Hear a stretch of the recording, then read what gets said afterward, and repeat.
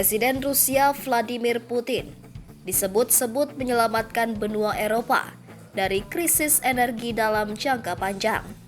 Hal ini terjadi saat Moskow justru mendapatkan embargo gas dari benua biru menyusul aksi militernya di Ukraina. Manajer Clean Energy Transition, Per Lekander, mengatakan bahwa ketegangan politik antara Eropa dan Rusia telah mendorong transisi energi di benua itu. Namun, ia juga menekankan poin terkait penghematan energi. Sementara banyak ahli merasa krisis energi yang terburuk sudah berakhir untuk saat ini, ia justru memperingatkan bahwa yang lebih buruk akan datang tahun depan.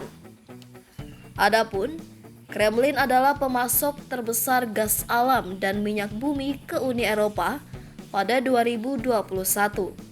Namun, ekspor gas dari Rusia ke Uni Eropa telah turun akibat serangan Moskow ke Ukraina mendorong embargo di benua biru. Perekonomian utama Eropa pun bereaksi untuk mencoba mengurangi konsumsi energi dengan menopang pasokan dari sumber alternatif saat memasuki musim dingin. Secara bersamaan, pemain industri besar seperti Jerman telah memutuskan untuk mengaktifkan kembali sejumlah pembangkit listrik tenaga uap untuk mengompensasi kekurangan gas Rusia.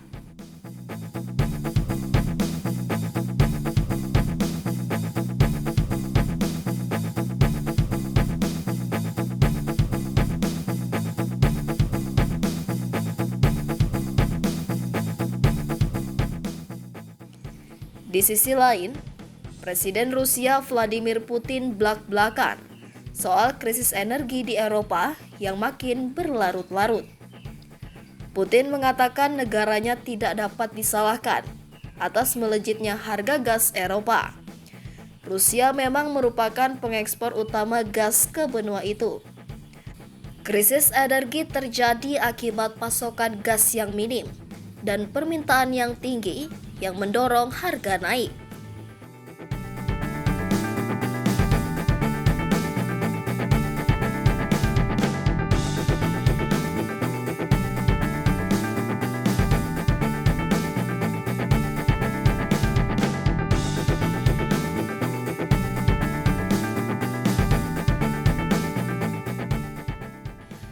Rusia melalui perusahaan gasnya, Gazprom, sempat disalahkan akibat hal ini.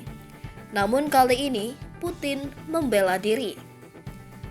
Diketahui harga gas spot Eropa mencapai harga tertinggi sepanjang masa setelah pipa Yamal yang biasanya membawa gas Rusia untuk rumah dan pembangkit listrik di Jerman berbalik arah dan mulai mengalir ke Polandia. Rusia mengatakan Jerman telah menjual kembali gas ke Polandia dan Ukraina. Jerman sendiri menerima gas Rusia melalui beberapa rute, termasuk Yamal dan pipa bawah laut Nord Stream 1. Pemasok utamanya, perusahaan Rusia Gazprom disebut memenuhi kewajiban sesuai kontrak. Gazprom telah meningkatkan pengiriman ke Eropa sebesar 7% pada Januari hingga November. Sementara Jerman membeli 5,6 BCM lebih dari setahun yang lalu. Volume inilah yang menurut Putin dijual kembali oleh Jerman ke Polandia dengan 3 juta meter kubik per hari berakhir di Ukraina. Sejumlah negara Eropa memang masih bergelut dengan krisis energi. Musim dingin yang melanda menambah beban dan menaikkan permintaan listrik. Sementara itu, harga gas grosir Belanda bulan depan, yang merupakan patokan Eropa, menjadi 140 euro per megawatt jam pada Kamis atau turun 15%. Trader mengatakan berita beberapa pengiriman kargo gas alam cair atau LNG menuju Eropa memberikan kelonggaran harga, meskipun sempat naik lebih dari 600% dari awal tahun 2021. Harga gas memicu tagihan listrik dan menambah inflasi global yang sudah tinggi di sejumlah negara. Rusia sendiri menegaskan kenaikan inflasi bisa menjadi bumerang bagi ekonominya sendiri yang kini menghadapi pertumbuhan harga konsumen mencapai level tertinggi dalam hampir 6 tahun. Pipa Nord Stream 1 menjadi begitu terkenal di Uni Eropa dalam beberapa minggu terakhir. Headline-nya mengalahkan inti dari invasi Rusia ke Ukraina. Karena dari sana suplai gas Rusia terhenti drastis menjadi tinggal 20% dari kebutuhan 40%, bahkan cenderung semakin berkurang. Di media-media barat dibahas, bagaimana Cina dan juga India telah memborong gas dan energi Rusia, bahkan pada pembelian berikutnya yang tanpa diskon, telah melebihi batas penggunaan 40% di Uni Eropa selama ini.